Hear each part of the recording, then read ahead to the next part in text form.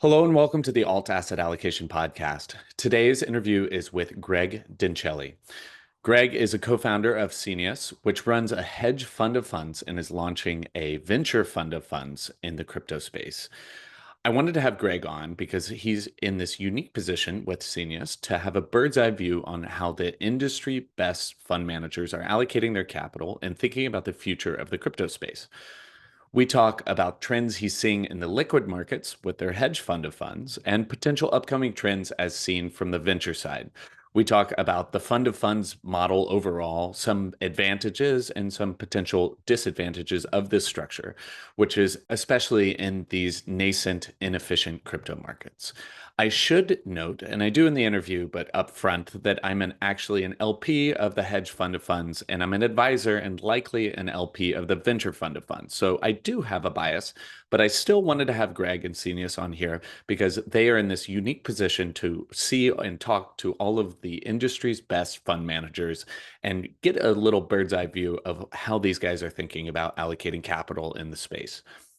Before you listen, please don't forget to like or subscribe to the podcast, or even better, leave a review. If you're watching this on YouTube, please subscribe to the channel and or give the video a thumbs up.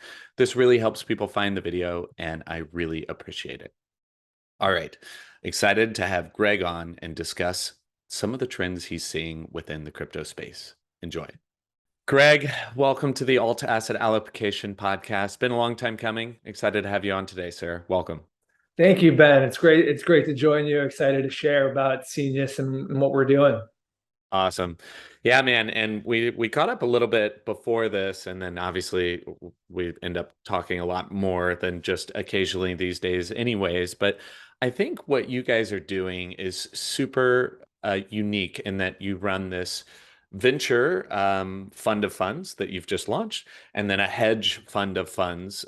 So you have this like unique perspective of bird's eye view of what's happening in the liquid secondary markets, how funds are allocating their funds, their liquid token allocations, and then also like pre-launch, how venture is working. So super excited to get into all of that with you. But before we dive right into it, I wanted to start off just a brief background, how you got into the space, which I also think is pretty interesting and relevant to this conversation.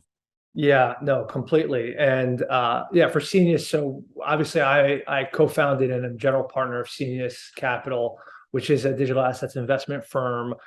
We specialize in fund of funds, so multi-manager strategies. Right now, we have the hedge fund of funds that we launched in May of 2021, focused on liquid strategies. And we are launching, actually, it'll open in the next 6 weeks, Ben, is the fund of venture capital fund. So we have the very complementary private and liquid funds.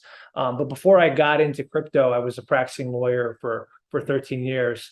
Like you, I lived in Thailand for a year. So after I graduated from Dartmouth College, I spent a year in Thailand teaching English and teaching tennis, and then came back and attended law school at the University of Miami. And I still live in Miami and practice as a lawyer doing litigation for 13 years, which I worked primarily in representing injured people against hospitals, doctors, nurses, and medical providers.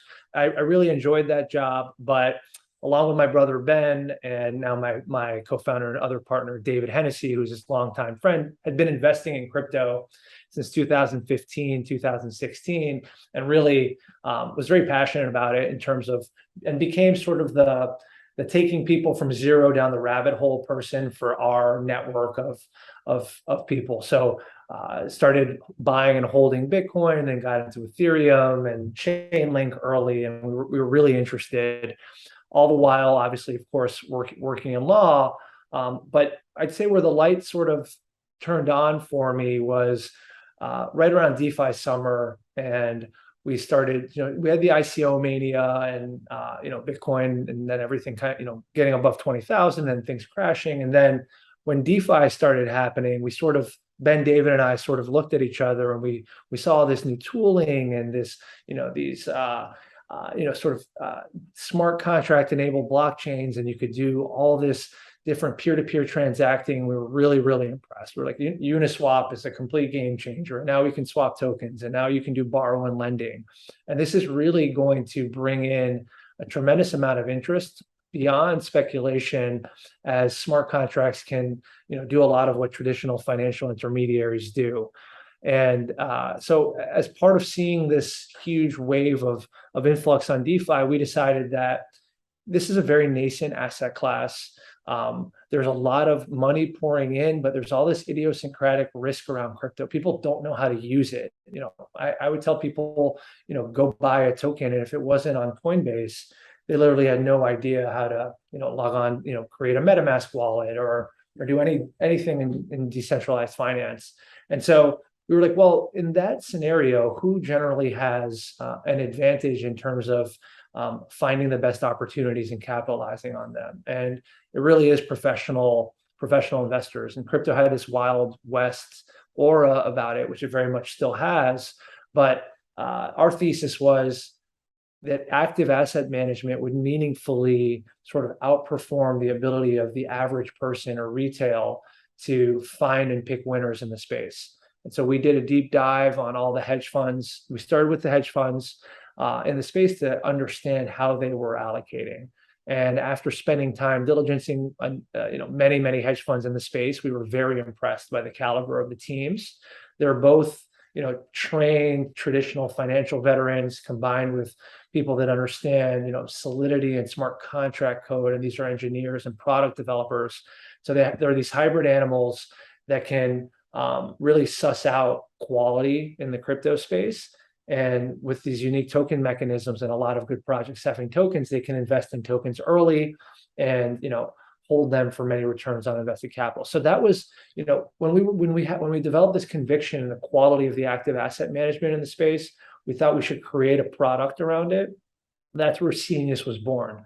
And so it was really, we wanted to take our own money and invest it into a basket of hedge funds that were diverse. Diversity is important anytime you make an investment, if you can. And that we would then, create a diverse basket of multiple managers that were all managing liquid strategies, so investing in tokens, but using different strategies. And we would, create a product. In this case, we launched the fund in Delaware, and we would open this up to our friends and family. And because, at that time, there was a lot of interest in crypto as, is it a non-correlated asset? Is it going to become legal tender or a sovereign, currency for many more nations? What can this all bring about? But it was unclear. But what was clear is that it was a different paradigm of finance that was potentially being ushered in, that there was going to be an influx of utilization and investment, and people really wanted to participate in it, and they wanted to do it in a risk mitigated way. And we tried to provide a product that mitigates some of that risk, that's actively managed, and that should outperform sort of what the overall asset class would do if you're just passively invested. So that's really where Senious was born. So we launched in May of 2021 with my brother Ben Jacobs, who's a co-founder, and David. And since then, we've been operating the fund with sort of a record of outperformance in terms of our managers have done really well. We've shown that we have the ability to identify good managers. And as a result, we've learned a lot about how these expert asset managers pick tokens, the processes that they go through. We've learned a lot about how to risk manage the space. Yeah, that's awesome. And there's a lot to jump into there, but I think that's a good overview. And I should throw out a disclaimer that I'm an LP in the liquid market fund, and I'm an advisor for the venture fund fund of funds. So throwing that disclaimer out there, probably should have led with that, but probably important. But wanted to have you guys on either way as completely unbiased interest. We're happy to have you, by the way. Yeah, Thanks yeah. Well, for I mean, counsel. yeah. So, like talking about fund of funds, let's start off fund of fund model at first. Just because I think I mean, obvious you get this diversification benefit, you get this access that, you do one investment in this fund of funds and you get all this access to all these sub fund of funds. So like from a capital perspective, you're getting a lot of access. But let's like double click on the fund of funds model overall. Some of the pros, obviously, that I touched on, but also some of the cons and fees and some kind of like drawbacks of that sort of model. Yeah, absolutely. And So the fund of funds model was created around traditional hedge funds and equities before there was a lot of efficiencies in the markets and transparency and sort of understood institutional guardrails around investor protections and things like that. So, the more further out on the risk curve you are, I think the more active asset management you go, and the more inefficiencies or fragmentations in the markets, and the more difficulties there are to maneuver markets, the more active asset management is appropriate. So the fund of funds model is adding an intermediary between the investor and the hedge fund. So you've actually got a hedge fund of funds. So now we are adding an additional fiduciary level. We act as a fiduciary to our investors. And in that role, we actually do due diligence on the sub fund managers. And the reason we do that is because in crypto, it's a new asset class. It's a very volatile asset class. And then there's idiosyncratic risks around crypto, things like exchange risk, custody risk, hot wallet risk, risk of rug pulls, risk of exchange hacks, smart contract risks. There's tremendous amount of risk that has to sort of be underwritten by a particular manager. And so we, in our role, we're saying we want to make sure that every single fund manager that we invest in is being thoughtful and doing a full level of diligence around all these risks, that they've partnered with best-in-class service providers, that they've created a fund wrapper that meets all these criteria. So we have a diligence process that we go through that we consider to be reliable and repeatable. We do that for all of our funds. We do background checks and go through, internal due diligence requests and then operational due diligence. And we get through that process, we're comfortable to make an investment if they have the track record, if we like the team, if we get good references, if everything else checks out. But in crypto, there's still a need, we believe, until the asset class grows and there's greater transparency, there's still a value add to doing that diligence on an individual manager basis. And so that's a lot of the value in fund of funds, is that first piece, which is doing the diligence that an individual probably won't do. Then the second piece is creating a diverse portfolio of hedge fund managers who have strategies that are complementary to each other and not overly, repetitive. So you don't want managers that all have the same top 10 tokens in their portfolio. So you might find a fund that's more DeFi focused. You might find a fund that's more gaming and metaverse focused. You might find a fund that's more large cap focused. So we find different strategies and blend them together. So that's a lot of our value, is the diligence that we do, then creating a portfolio strategy that's complementary, that's diverse, and that's risk mitigated. And we do actively reallocate capital consistent with our portfolio strategy. And I'll pause there and just say one of the drawbacks of fund of funds is the added layer of fees. So our standard fees, Ben, as you know, are 1 in 10. The sub funds also charge fees. So there's our fees on top of the sub fund fees. And we think we earn those fees because of the benefits that we provide. So one benefit is we're invested in 10 portfolio funds right now. So one investment at our minimum investment gets you access to 10 funds. Our investment minimum is 250,000. It's much lower than the average investment minimum for a single portfolio fund, right? So you get that access. We're also able to, from time to time, negotiate better terms than if you went direct into a fund.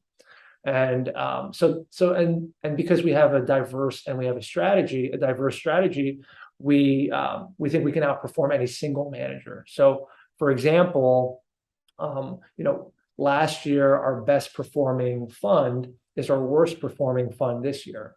So it's really just, you want to have that diversity and avoid that single manager risk. Hashtag Luna. Thanks. Yeah. Yeah. No, but I mean, this is part of it, and part of this like frontier, very nascent, inefficient market, and part of the reason why active management makes so much more sense in this sort of market. So when allocating amongst these sub funds and talking strictly about liquid tokens in this way, you have to have this kind of overall crypto macro thesis of, GameFi is going to be the next big thing, so we're allocating a bigger portion to that, or alt L1s, as a bigger portion? Because like you said, if all of these funds kind of follow the same one, it's perhaps not the best in terms of diversification. So let's talk into Senius is like overall crypto thesis on where you think the space is going longer term, which kind of determines the way that you're allocating to these sub funds. And again, we're talking about liquid, and then we'll jump into venture a little bit later. Yeah, I think what we saw sort of over the last year was we saw an emergence in alternative layer ones, right? And then so you have Ethereum as you have Ethereum and blockchain and Bitcoin as the real sort of established layer one blockchains. Ethereum really is the main programmable smart blockchain, but then you see Solana and Avalanche and Cardano and Terra Luna at the time, and a number of other layer one blockchains that launch with tremendous liquidity incentives and trying to drive developer interest. So then we had these new layer ones that essentially told developers, come build on us. We'll give you incentives to build your dApps, your decentralized applications and autonomous applications on our blockchain. Here, we'll give you some liquidity incentives, and we'll build on this. And so that, and Polkadot was another big one that we saw a lot of funds in. So I think we saw this huge explosion in layer ones last year. So last year, layer ones was a large theme among our hedge funds. And then we saw scalability, and Solana, as of course, is another one. And so scalability and interoperability among different layer one blockchains was a huge theme among the funds that we invest in. So some funds may have been more committed to Solana because they think that transaction throughput is a little bit more important than necessarily being the most decentralized and the most secure, because you're not necessarily doing the same sort of transacting that you might do on Ethereum, and speed is more important. So we're going to build NASDAQ or like a NASDAQ equivalent on Solana. Solana doesn't need to be as decentralized or have as many validators. And so we'd see some funds that would be like a little bit more Solana focused or a little bit more Polkadot focused. Then we'd see some funds that might be more infrastructure or payments focused. So they'd say, well, we're not, or scaling and interoperability focused. So we'd see, a protocol that helps build between chains, something like a chain flip or, something like that, or a Thor chain, something like that would become a major focus. But it was all about this multi-chain thesis, which is that you're going to have multiple layer ones that are going to sort of carry the day. And so I would say last year, what was largely the case is that they were picking amongst the layer ones that they had high conviction on because they knew the teams, and they would pick projects that were building on the layer ones where they had a strong affinity for. And then, in DeFi, it was still largely Ethereum DeFi. You had them picking, maybe a decentralized gaming. There was a large emergence in NFTs and gaming and NFT financialization. Certain funds had more of a gaming metaverse focus or an NFT focus. So we would also allocate strategically to maybe a fund that's more niche oriented. So our goal is always to find the best in class sub fund managers in whatever vertical we invest in.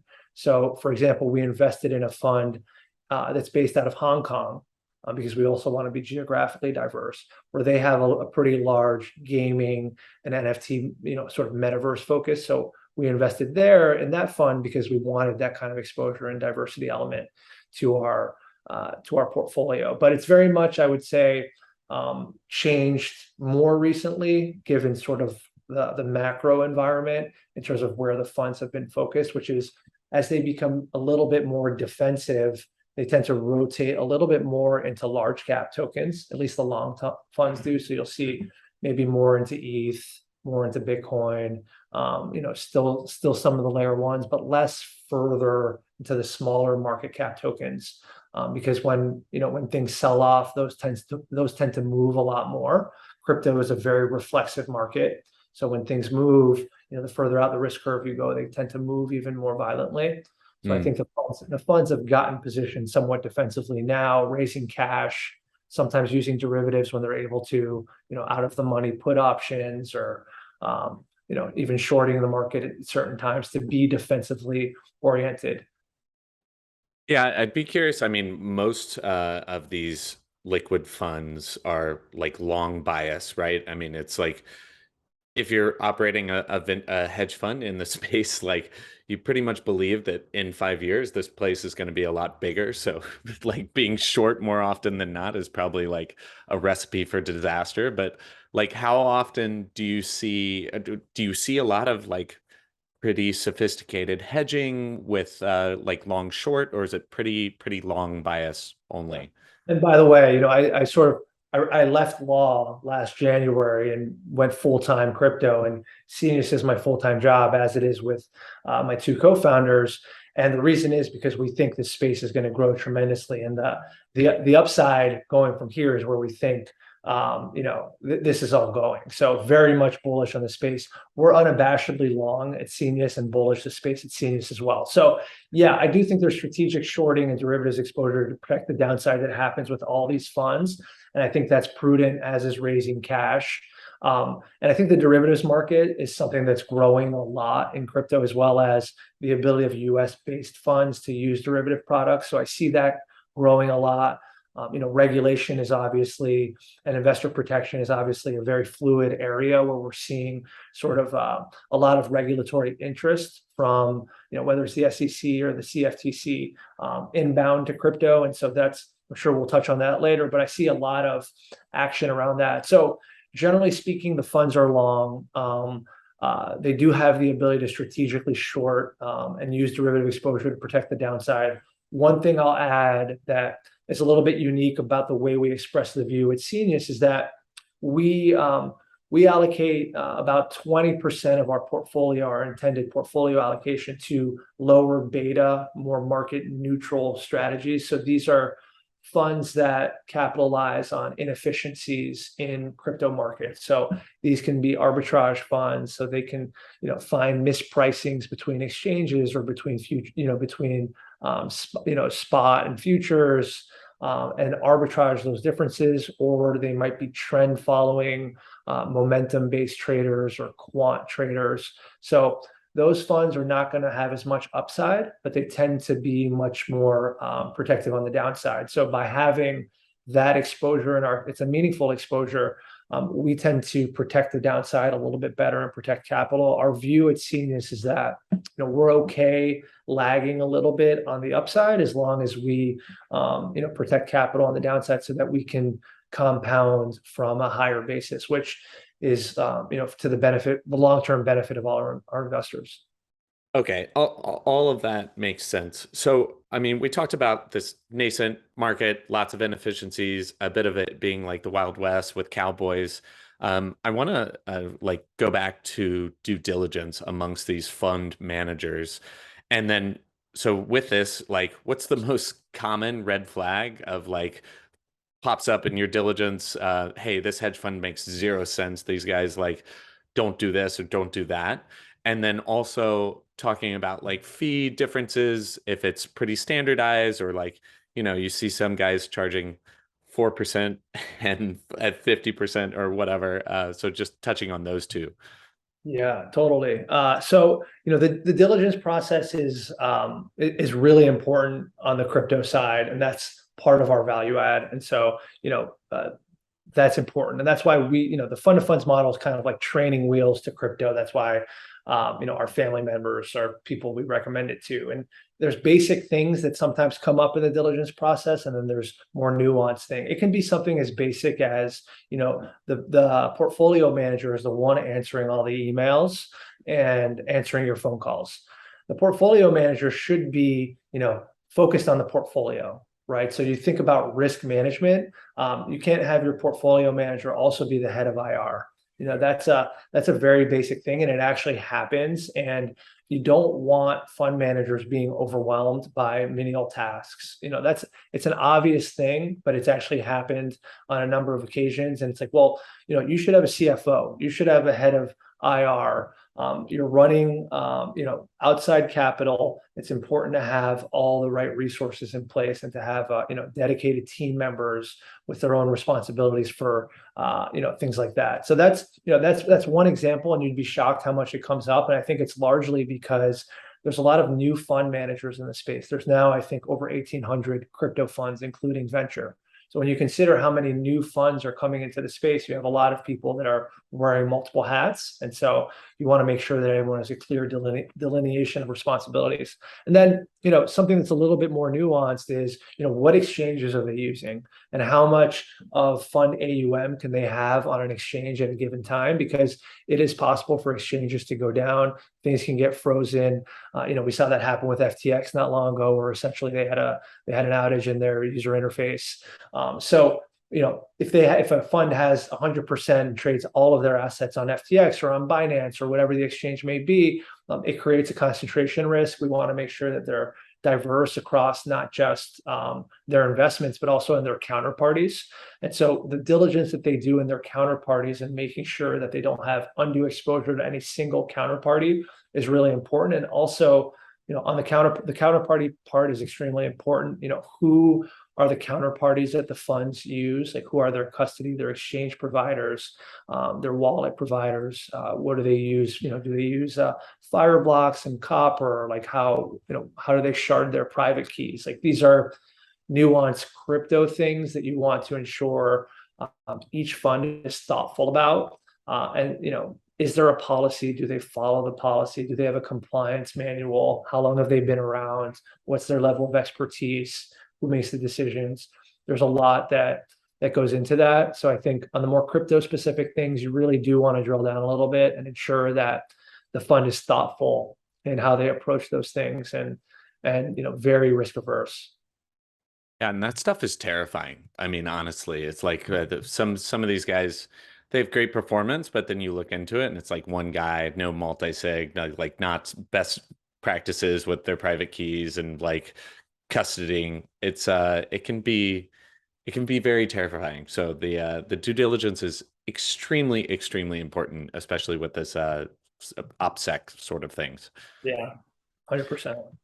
Okay, so that's liquid tokens. Any more comments, things about kind of liquid token allocations that we should talk about? Oh, actually, one more thing. I would be curious, like, I mean, ETH as a smart contract platform, L1 has been like a juggernaut. ETH2 has launched. Like, there's a lot of momentum, it seems like, within the ETH ecosystem, and I play a lot more within the ETH ecosystem, but like within these funds, like where are they? What other kind of alternatives are they most bullish on, just by kind of looking at allocations across the funds, or anything to note like on those sorts of topics? Yeah, I mean, first off, I do think it was a transformational moment for crypto, that the transition from, proof of work to proof of stake for Ethereum was conducted successfully. That was a major accomplishment, and had been on the roadmap for, excuse me, for a long time. And it opens the door to, first of all, you take away sort of the ESG FUD narrative by reducing emissions by 99.5%. Second off, you raise the ability to scale the blockchain tremendously over time, so that it can really vie to be the global settlement layer for the internet. If you're transacting with money on the internet, transaction settling on a layer one blockchain, Ethereum wanting to be that layer one blockchain, this all sort of bodes well for the possibility of that happening.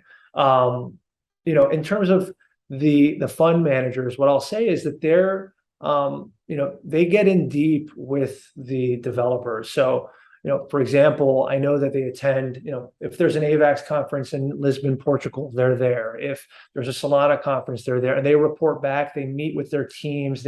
One interesting thing, and this will sort of segue into venture, is a lot of the established liquid funds also have venture funds. And what that means is that they have sort of this virtuous cycle of, they get in with the teams even before the tokens. They build with them. They help develop their go-to-market. They hire. They really know the tech very well. And so by the time the project has a token, they've known them and really fostered their growth. And so that provides them a really early look at some very promising projects.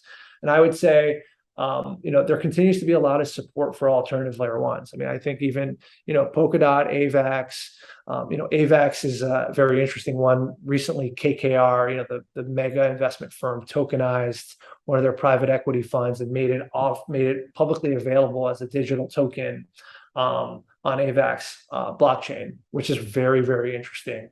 And I just think, there will be different use cases. Like I think that KYC sort of permission blockchains where you have, privacy enabled, on a single blockchain to be, a very big unlock for institutions to start using the product at scale.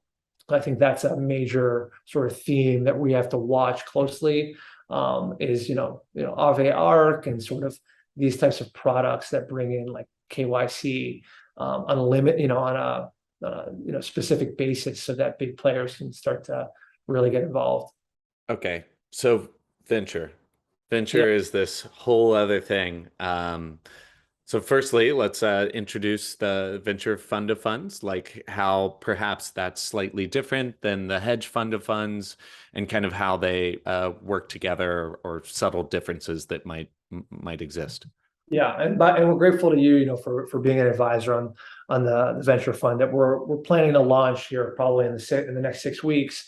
I think, on the venture side, what we've seen from managing the liquid fund is that there's in crypto, there's sort of this novel token mechanism, and projects launch tokens very early in their growth cycle, as opposed to sort of publicly traded companies that trade stocks. Like, it can be years before they can IPO and have a publicly traded security. But for crypto, you can have tokens that launch quite early, and a lot of funds invest in these tokens before they launch through SAFT agreements. And there's this sort of, common hybrid agreements where you buy equity in a company with tokens. And that's sort of been the venture model. And as there's been volatility in liquid tokens, and by the way, we have very firm conviction that the risk reward on the liquid token side is very attractive going forward. But we also recognize that in a bear market or a crypto winter, if that's what we're in, that private market valuations are going down materially, and that it's a very attractive environment for venture capitalists to be deploying money into. And beyond that, we think that the next wave of innovation is going to happen in this time. And you hear a lot about, in the bull market, there's all this noise, but in the bear market, there's all this quiet. And what people should do when it's quiet is focus on what they're building and what they're passionate about, and create things that drive value long term for users and customers and whatever the case may be. So at a high level, we have firm conviction that this time in the market will yield groundbreaking innovation. Further, we have conviction that because of that, it's an opportune time for venture capitalists to be deploying capital into private deals. And to layer on top of that, what we've also learned from talking to managers, we've talked to hundreds and hundreds of managers, is that at the earliest stages of the best projects, you get the best return on your investment. So, if you invest in a sub $50 million fully diluted valuation, and that project does well, that's going to be, potential 50x, right? And so we wanted to create a product that would offer that kind of return potential through a turnkey product like the one we've developed successfully in the fund of hedge funds on the venture side. And so Senious Ventures One is a fund that we hope will be open in the next 6 weeks or so. Same structure with a Delaware LP and the British Virgin Islands offshore feeder. So we can take US and non-US investors and tax-exempt investors. And the idea, we're setting out to raise $25 million. And we're having some very encouraging conversations around that. And the idea is to deploy into 10 to 15 portfolio funds who are investing in early stage, so seed and pre-seed venture capital, companies in the blockchain and crypto space. So same focus for us. I'll pause there, Ben. Yeah, no, that makes sense. And let's start off just by talking a little bit about how Some of my listeners are familiar with traditional venture capital, which feels weird to say that, but let's talk about some of the differences between crypto venture capital and like traditional venture capital in terms of time to liquidity, risk, portfolio selection, whatever is kind of applicable there. Yeah, so I think there's a number of so caveat that I was not a venture capitalist in traditional equities, but I have some understanding of how the processes work and general dynamics. In crypto, what I think is quite unique is that you have this token dynamic, right? So a lot of these companies will be launching a token, and it happens pretty early in their life cycle as a company. And so you're investing not only in equity, but into the future token of the company. You'll receive tokens, and in subsequent valuations, there'll continue to be, more and more tokens released. And so the earlier that you get in, obviously, the better valuation that you can return to your investors. On the venture side, sorry, I'm kind of losing my thought there, Ben, but I think that for us, what we've seen is some differentiation and subsector expertise in crypto. And so, for example, we've seen DeFi and financial infrastructure players develop. So that's, one side of things. And then on the other side of things, you've got maybe NFT financialization and NFT infrastructure. We've seen funds that are launching as investment DAOs. We've seen hybrid vehicles where you've got sort of a venture and hedge fund strategy wrapped into one, where in venture, in crypto, you have liquidity that comes in tokens. And because this is one of the differences to traditional venture that I was looking for, which is because they receive tokens, they then need to manage that liquidity. And because these are crypto tokens, they create like some nuanced risk in terms of custody, if you choose to trade them, how you trade them. And so you have to ensure that you're managing the risk and the operational issues that come with that token liquidity. And so why we thought this product was also not just highly complementary to our existing fund, but also within our core competence is because we already think we're very good at finding and sourcing and identifying great managers and diligencing them, but we also understand this idiosyncratic risk around managing the liquidity. And some of these venture capital funds admittedly have to hold on to these tokens. And so how they do that is important. And then, just like with any fund, one of the things that we've learned is that, the founder relationships that the venture capitalists have is really important. So, the track record in crypto is not going to be as long as in traditional equity. So we really want to find venture capitalists who have an established track record in crypto, who understand the space.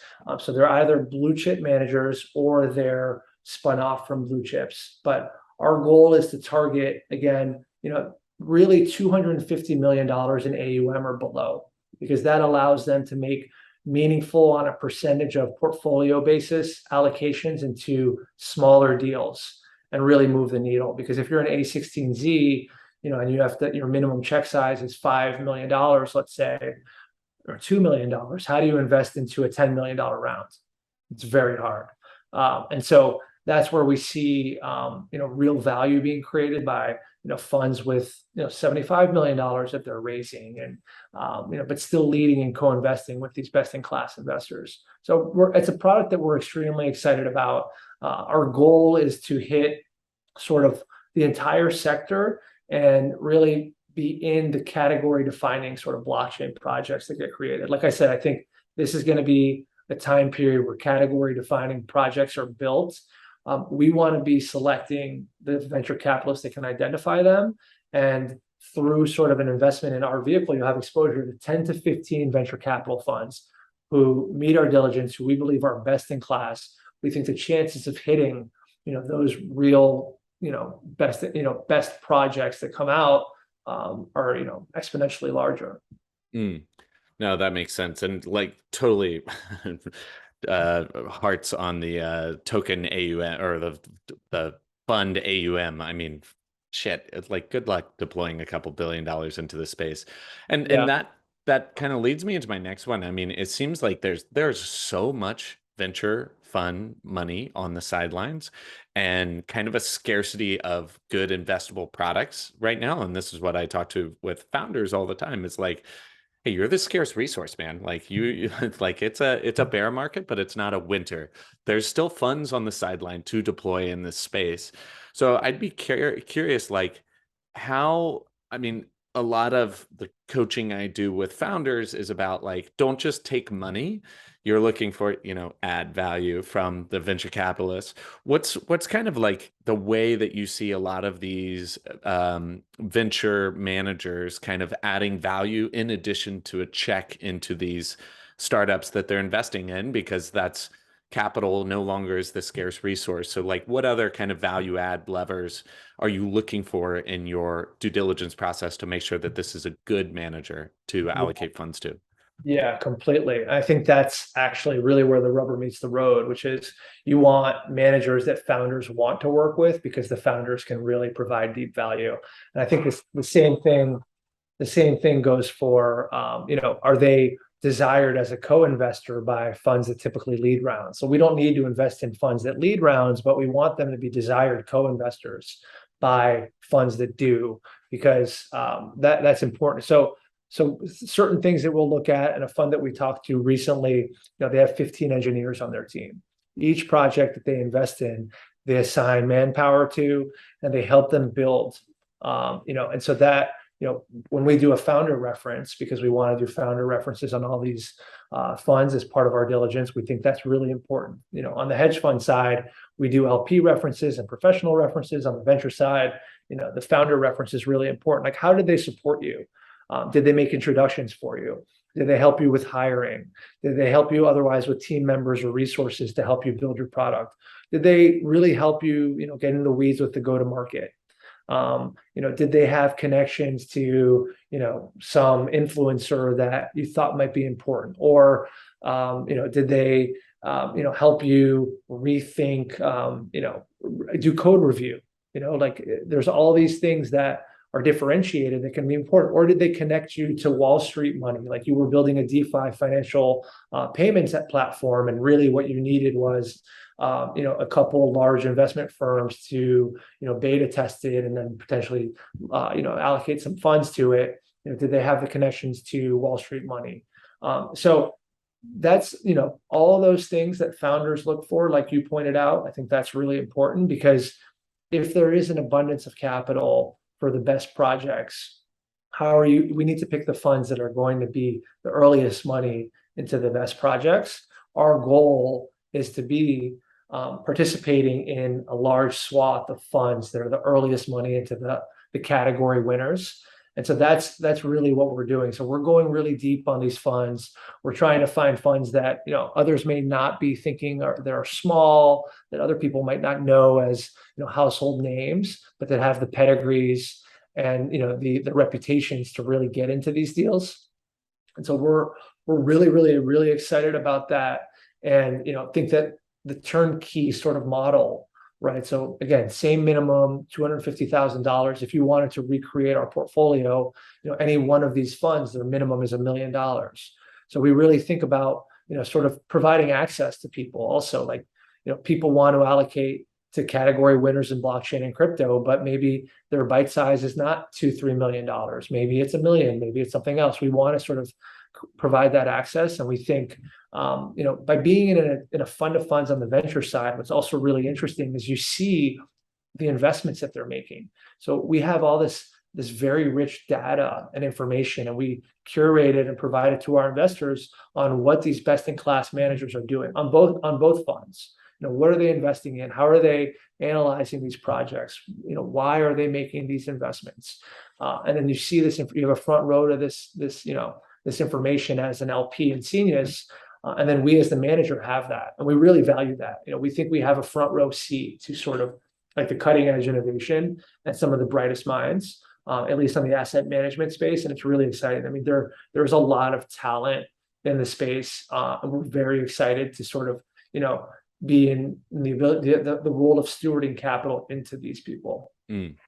Yeah, and the next question that comes up with this allocation of sub funds, like a little bit different versus liquid tokens. So would also be curious on fees, like of the sub funds and fees of Senius overall, but then like liquidity is another big thing. So the liquidity lockups of these sub funds and how that kind of rolls up to Senius overall, and how you kind of manage the liquidity difference and lockups amongst these.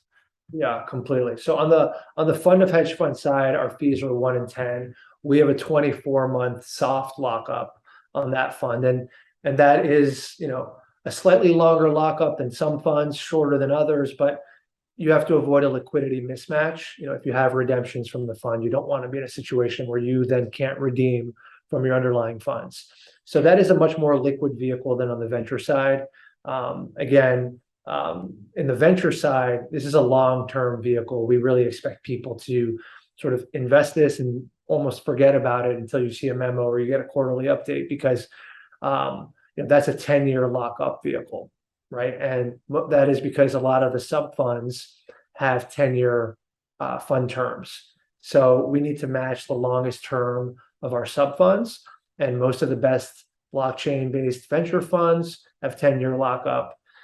Beyond that, our fees are still indicative. We're finalizing some of these terms, but it's expected that we'll have 1 in 10, and then an 8% annualized preferred return, which means we don't take any fees until that is met, and then we'll have a performance-based incentive that goes up. So if we return like a 5x on your net invested capital, our incentive fees goes up because of course we want to participate in the upside. We believe that the upside in this venture fund is tremendous, and so our fees will scale up, to 1 in 20 if we hit a 5x net return on invested capital. The sub funds also have fees. In some cases, we will try to negotiate improved fees, but there's no guarantee that we'll be able to do that. So really the benefit is, again, the turnkey access to the best-in-class funds and the reduced minimum. And, by the way, a lot of these funds are going to be oversubscribed. We have the ability to get into a lot of these funds because we know them. We've either met them through, conferences or being invested in funds. We're a value-add investor. We really try to push them to do the best work that they can, good reporting, to be transparent. We have our own deal flow because we've been in the space. One of our co-founders also launched a metaverse called Wilder World, Dave Waslin. He's not a co-founder, he's a general partner now in the business. So we have a lot of connectivity. And because we have connectivity in the space, we think we can provide value to these funds. And so they want us as an LP in their funds, which means we can get access even when they're oversubscribed. And so there's a tremendous amount of value to sourcing and getting into these funds, before you start talking about what the returns will be. Yeah, that makes sense. And then the sub fund fees, most of them are 2 and 20, or they kind of vary wildly? 2 and 20 is the standard, and then some of them will have scaled incentive going up if they return some multiple 3x or 5x. So since we don't know exactly what funds will be invested in, since we haven't launched yet, we have a list of target funds, but generally it's 2 and 20, and then some of them have scaled up waterfall structures where their fees can go up, which is standard in the industry. Okay, that makes sense.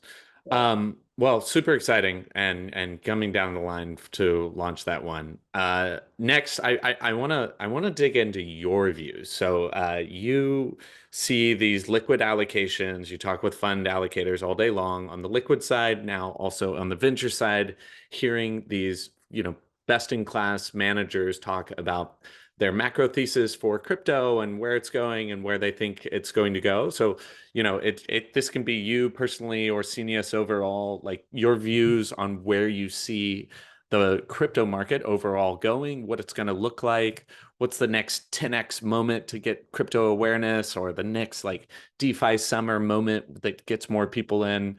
Kind of where do you think this whole space is going? Yeah, man, completely.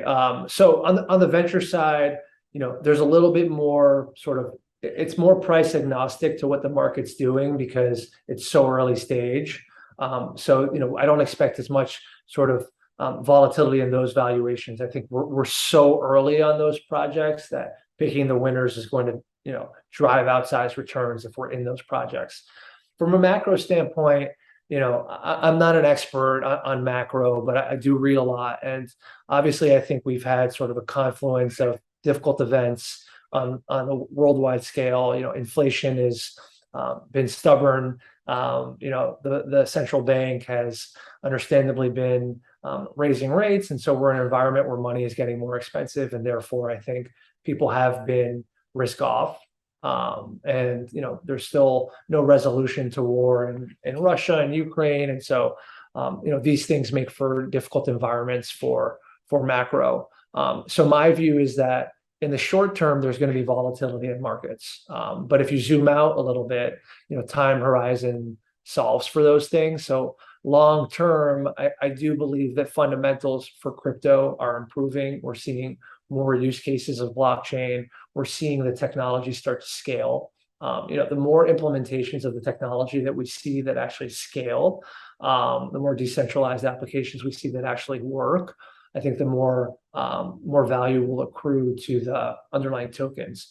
I do think there's been a flight to large cap quality, safer tokens. I think that will continue until we probably see a change in the macro environment. So whether if the Fed pivots and stops raising rates, at some point that will happen. And I think you want to be allocated to your best projects at that time, because the market has the ability to move very quickly. So we're always looking. Our fund managers often tell us that they're positioning themselves to have larger than usual cash balances because they want to deploy once they see the market starting to turn. When we see that signal is a little bit unclear.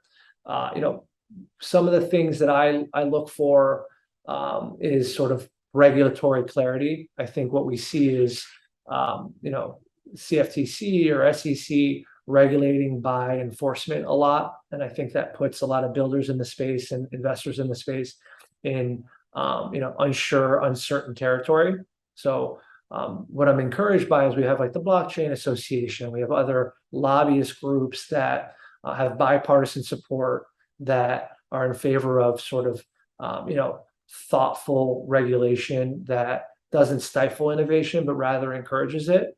So I think that will be positive for the space. What big institutions and it's Senius, what we'd like to do is be sort of training wheels for sophisticated investors that want allocation to the space. So institutional investors, they want to know that the work has been done, the diligence has been done, and you've eliminated as much risk from the investment, except the investment risk. And so in order for that to happen, you need built-in investor protections and you need regulatory clarity. So, things like Terra Luna and Celsius and 3AC, those shine a light on like the seedy underbelly of crypto, right? It's like we all knew it was there, but when you get exposed and the expositions happen in close sequence to each other, it's a lot for any market to absorb. You had a lot of liquidations happened, and a lot of selling that needed to be absorbed by the markets, and it happened very quickly. So I think the crypto has had to absorb some pain, but crypto is, I think, very resilient, and I think we see that from the building in the space. So there's unfaltering sort of conviction in the long-term growth of the asset class. I think will be 10x. The next time we record a podcast, if it's in a period of years, I can't predict it, but that's where I think we're going. Is that the best projects will accrue enormous amount of value. It's hard to predict exactly where the puck is going, but I think this is the direction that we're going in. And I think as we have clarity on these key issues, if I could wave a wand, I would want some regulatory clarity around things like stable coins and central bank digital dollar or digital currency. What are those? How are those things going to unfold?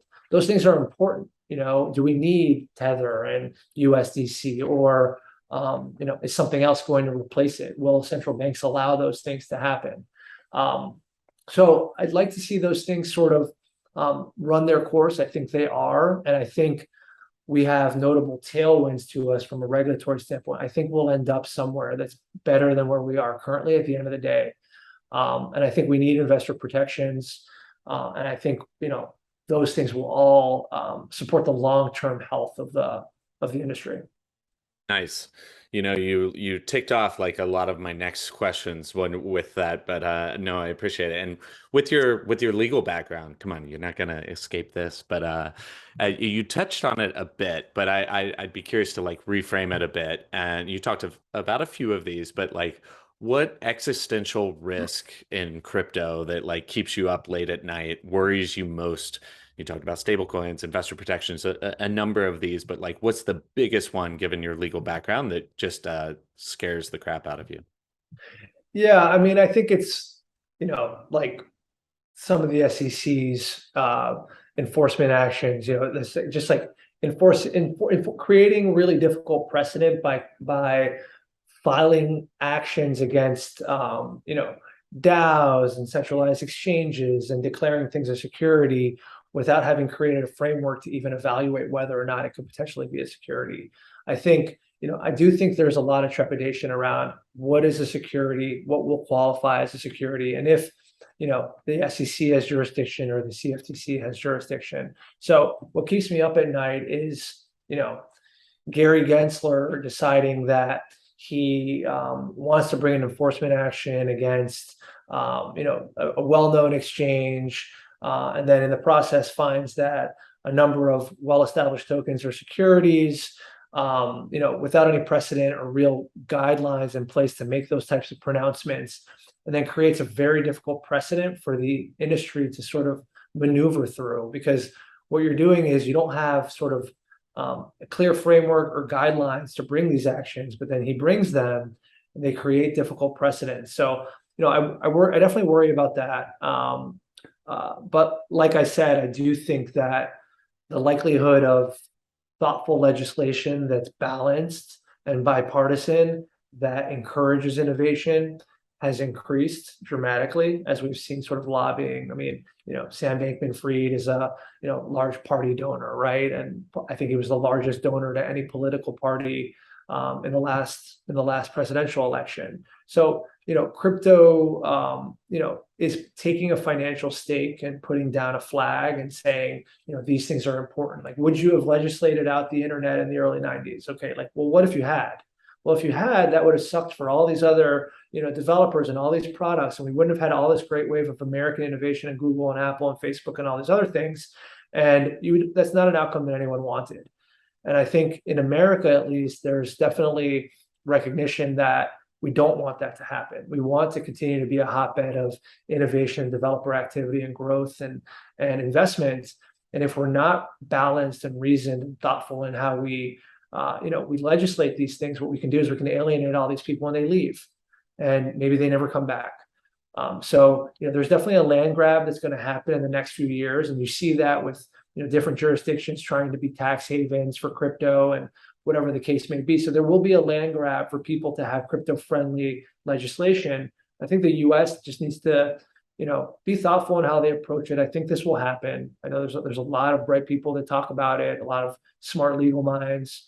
I think, so I think we're in a better place than we have been previously. I feel very positive that we'll get thoughtful legislation, but I think we need it. And I'm hopeful that it happens sooner rather than later so that, we have that peace of mind. Yeah, no.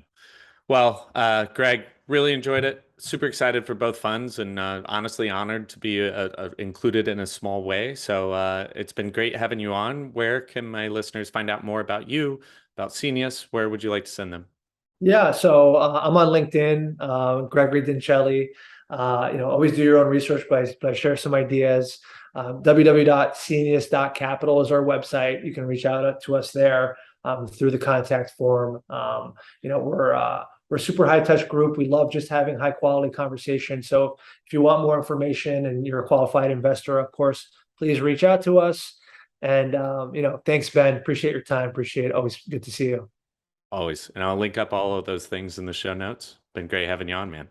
All right. There you have it. Thank you for listening. I really appreciate your support. Show notes, transcript, links, and more can be found on our website at altassetallocation.com. If you'd be so kind, please share this with anyone you think might be interested or get some value from this conversation. If you have any questions or comments, please reach out. I'm always happy to hear them. Lastly, if you're on YouTube, please like the video or subscribe to the channel. If you're listening to the audio version of this, please subscribe to the podcast and or leave a review. This really helps more people find the podcast, and I really appreciate it. Thanks again, and hope you have a fantastic day. Happy investing.